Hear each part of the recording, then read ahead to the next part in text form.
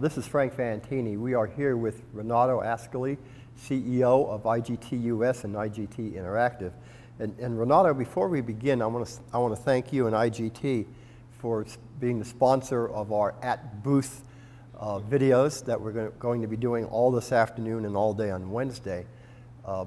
We had, and I believe I mentioned to you before we were on camera, we had something like 11,000 page views last year, and most of those are the at booth interviews. People really want to see the videos of the new games that are being displayed, and there is an expense to that for us, and so we appreciate your support. Well, thank you very much, and we are happy to cooperate with you and think whatever you've done and you're doing for the industry is very well perceived by everyone, so I'm honored to be here with you today. Well, thank you very much. Renato, a year ago, you were a brand new CEO to IGT, the newly merged IGT. A lot has changed in that first year. Can you tell us about it? Yes, I can. So first of all, it looks like yesterday. So I don't realize a year has passed. So I thought we were just meeting a few minutes ago. But yes, I realize it's a new G2E now. And I'm glad to report that we have been able to put together a team in IGT, as we say, a team around the theme. The theme being initially the consolidation and the integration of different parts, legacy GTech, legacy IGT. But luckily enough, that was well taken care of, and we were soon over, let's say, the restructuring, the optimization, the synergies that we had to deliver to the market nonetheless. And so right after last year's G2E, the team decided to focus the attention on the growth for IGT. And we focus on what could we deliver to the market in order to improve IGT reputation in the market, deliver better products, and try to do something significant for our customers. And if I were to say and to tell by the original and the early reaction from customers, as you know, we had a number of pre-G2E meetings with most of the customers that are working with us. I'm encouraged to think that we may be at a tipping point for the company, and maybe we'll be able to, let's say, go back to the past glory very soon. Yeah, one of the things, my own personal observation, is that when you talk to people in the industry, there's a sense that IGT has found itself again, and that you have a coherency of leadership, which is perhaps surprising given all of the pressures and conflicts and stress of the merger. Yeah. Yes, you're right, but as I said, this is exactly why, well, first of all, we were lucky. I think I mentioned that last year. In the preparation of the closing, we were quite open between the two organizations. So respectfully, we have been able to share a lot of information. So day one, April the 7th, the day of the closing, we already had a plan in place to run all the standard consolidation organization processes. We already had a plan regarding the branding of the company and the products. We had a very simple idea. We wanted to unify the brand, get under a one umbrella brand, IGT, because we thought, by the way, that was the most respected and valuable brand in the company. And we wanted to start the education process. So the sales team, the product marketing team were immediately engaged in learning what the two companies were bringing together. And let me also say, we were reasonably lucky because of the complementarity of the different businesses. Little overlap, and I would say not a very difficult consolidation of the manufacturing operation. So we could do it quite rapidly and focus on growth immediately after. Okay. Now that the consolidation's behind, yeah. What are your plans for IGT going forward? Well, we think that in an era of convergence, we need to take care of the core business clearly, and so we need to respect our customers' view, and we need to improve, particularly in the area where there were some concerns. To some extent, some of those concerns was just, I would say, coming from gossip, probably, but nonetheless, we had to take care of them. I'm talking about central systems. There was a perception in the market that IGT was not willing to participate in that business. So what I've been doing since a year ago was to constantly repeat and commit to customers in saying that we see it as a major opportunity for growth for R&D investments. And as far as the core business, once again, and as far as the feedback that we got, we knew that the core video part of the business was not the best reputation that IGT had. And this is why we focus a lot of attention, we hire a lot of skills, we introduced new processes, we did an amazing amount of market research in order to find the contents and the formats that could be best attuned to customers' and players' desire. And I'm pleased to see there are some initial signs of recovery. As far as the industry, back to your question, I think that we think a lot of opportunities coming from technology. And we are investing a lot of time and mind share on designing new opportunities for enhancing the player experience. And we can talk about that if you want. And we are bringing something new to G2E this year to better explain what I have in mind. There's a lot of buzzwords. Yeah. Last year, daily fantasy sports was a buzzword. Right. Skilled based gaming was a buzzword. This year we have esports and virtual sports and virtual reality. It seems to me that IGT is touching on all of these areas. Maybe you can just describe some of the innovation that you're bringing to the show this year in those areas. Well, first of all, the buzzword that I like is mobile. So if I may, I would like to start from there. We actually think that we do have an opportunity to offer our customers and our players new ways to interact with the floor. And mobile is one of them. So every player has one or two or three mobile devices. And this is why we are designing an interaction between the mobile machines and the slots in two ways, so truly interacting. And from one side, we are showing how we can use the mobile phone to port money from one box to another. You probably have heard of the Cardless Connect concept. Is very much an electronic ticket in, ticket out system, to put it simple. But we also want machines to interact with customers. So we are designing a way through beacon technology by which a machine can reach up for you and talk to you and offer a new gaming experience. So a patron that is fully recognized by a casino could be managed and could be starting a communication with the floor in this way.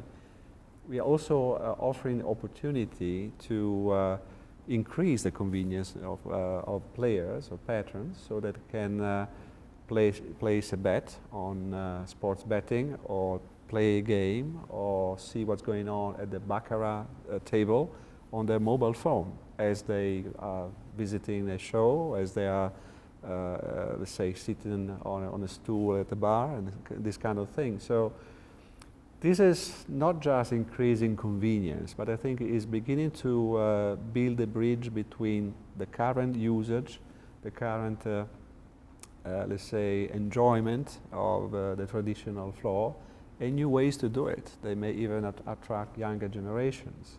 Probably I would not be willing to overstate that, but as I said, we are beginning to bring and to build on that bridge. Once you have that layer, so that set of technology, you can get to the solution you had in mind. So you can build on skill games, we can build on virtual reality. It all comes quite natural soon after. But let's say the first step we need to make is on mobile technology, I think. And this is what we are doing and we are showing here this year. Yeah. People ask me every year when what did you see that you liked? And I always tell people, I don't know. It's all a blur by the time the show is over. But I have to admit, Cardless Connect is going to be one of those things that if people ask me that question, I'm going to say that impressed me at this show so far. Thank you very much. And yes, I can tell you, We did not display the solution to all our customers last year. So that was a private conversation where we had with a select number of customers. But as of now, we are ready to deploy it everywhere. And I'm glad to report there's a huge number of customers that are really queuing up to have that delivered as soon as we can. You've got a lot of new sensory sort of experiences in your games this year that people will see when they come to your booth. But the one that I want to mention is the virtual reality. Right. Because virtual reality is sort of a vague image in the minds of a lot of people, and there's a question of how do you connect that to the casino experience. But you actually have a virtual reality game that visitors to your booth will be able to experience. Yes, did you experience that, by the way? We observed it. Okay, but you should do that, because when we're going to experience it. I think maybe Robin Coventry and I will duel each other. Yes, please, and please come in pairs. So it's a dual experience that you need to provide. Yes, when you hear about immersive experience, there's nothing actually that you even imagine until you try it. So I really encourage everybody to give it a try. And I think the beauty of this game is that as of now is a pure skill game. So there's no gamification component yet. So there's no gambling. But we see a lot of opportunities to let's say, put it to the next level and find a way to either create tournaments, or let's say competition, or even to create some kind of prizes connected to results. So that we have many ideas about that. But the stunning thing is that we have a number of customers that actually are willing to deliver that solution, the one that you're about to try, to their casinos with no gambling component. So they believe in the capacity of the game in itself to attract and provide a new opportunity, a new experience. And after that, I'm sure we'll be able to introduce, let's say, gambling components on top of that. Are there any one or two games or products that people must see when they come to your booth this year? Yeah, well, I have my pets. So my personal pet is 4D.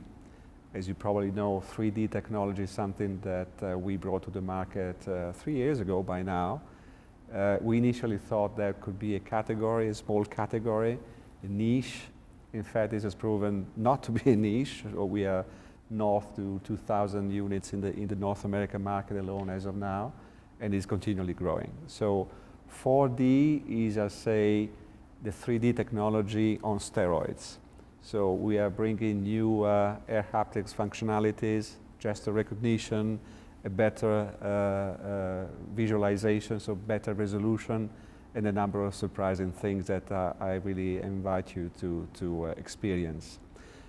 You may recall PlaySpot. This is a solution that we delivered in May this year at MGM.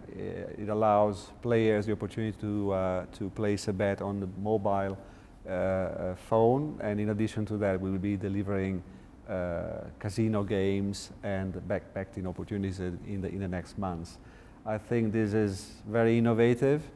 It tells about the convergence of technology and player experiences. And let me be a little bit bullish here.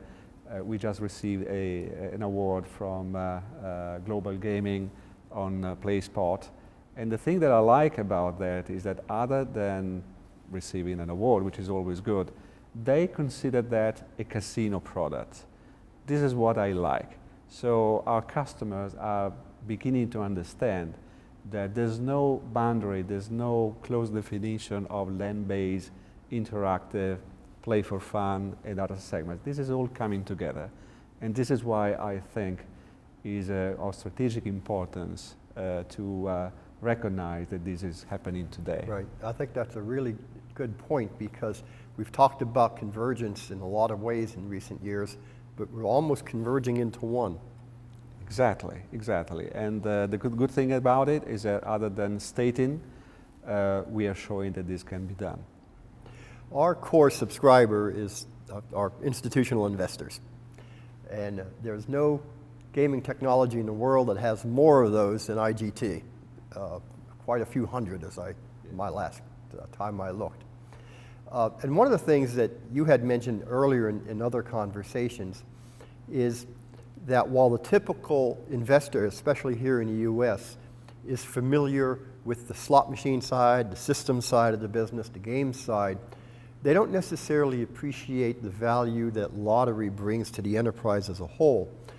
And 2/3 of your revenue, approximately, I believe, is lottery, and it's recurring, right. And it's pretty stable. So maybe, Renato, you could just take a minute or so to speak to that from the investor perspective. Yeah, sure. Well, first of all, talking about pure financials, the portion coming from lottery is significant, it's 2/3, you're right, and stable. So we are in the condition now to provide a very long-term visibility of those revenues because the contracts are, let's say, are long. So they would normally last 9 years with opportunity to renew the contracts as well. In addition, so this gives stability and gives the opportunity to make long-term R&D investment plans, which is the only way to invest for the future. There's another big opportunity that's coming from customers. So because we have a very good relationship with WLA customers, so World Lottery Association customers, we are beginning to offer them solutions that are not anymore just related to lottery, but they expand. I think you probably heard that on September 9th, we launched in Canada at BCLC a very innovative solution which is called Powerbacks. So the opportunity to establish a new link between land-based casino wagering and interactive wagering. This is a new concept, by the way, it was awarded a prize last year, but now it's becoming reality. The reason why we can do that is because we are leveraging the strong relationship that we have with these customers. And as of now, we have a good lineup of additional Canadian customers that are willing to do the same. And let me talk about products as well. There are some brands that we are using in all the channels we are operating. So Wheel of Fortune is a renowned brand that we are celebrating this year, but it's also a brand we are using in instant tickets, both interactive and land-based. We discussed a moment ago about Play Spot, which is something that we designed for a casino operator. But if you think of it, that's something that we can offer a traditional tobacconist or any retail that would deliver lottery tickets. So the solution can apply to any part of the portfolio that we are managing.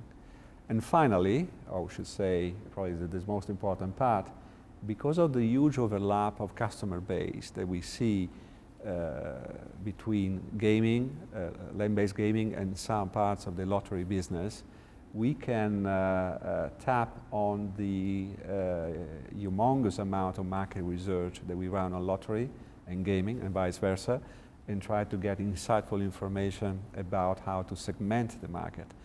I think you remember we had a conversation some time ago when you were asking me what we were bringing into the IGT experience. And my background, which is a B2C background, is, as you know, is very much about understanding the player, segmenting the customer base, and then design the product that are most attuned to them. Okay, we're running out of time, but maybe on this last point, I'll let you elaborate a little bit. Last night when we were at your preview event, you had mentioned the several thousand, maybe it's 12,000 people that you get direct input from on product development. Yes. So in 7 years of operations, cooperating with casino partners and starting launching ads and recruiting systems, we built up in North America alone a panel, a huge panel, of about 12,000 people that attend casinos very, very often. And we are contacting them anytime we want to fine-tune a product. So we run these kind of interactive online, let's say, focus groups, as we call them, and we show them some products. We ask them to interact with them, we get early feedbacks, and more importantly, we get early warning about what not to do and what to stay away from in order to please their experience. We have a subset of people, I think I mentioned to you, 3,000 people that we know very well of, so we have even personal physical interactions sometimes, and we are using them even to run some lane-based testing. So the final testing, the final user testing before launching a product into the field. I think this is a big asset, and as always, well, from one side it prevents you from designing and delivering things that are not well aligned with player desire, and they can sometimes offer right insufficient information if you're able to listen to what people say to you. That's probably the biggest focus group I've ever seen, 12,000 people. Not at the same time, of course. Right. Renato, thanks very much. It's been very, very informative. Thank you. Thank you very much.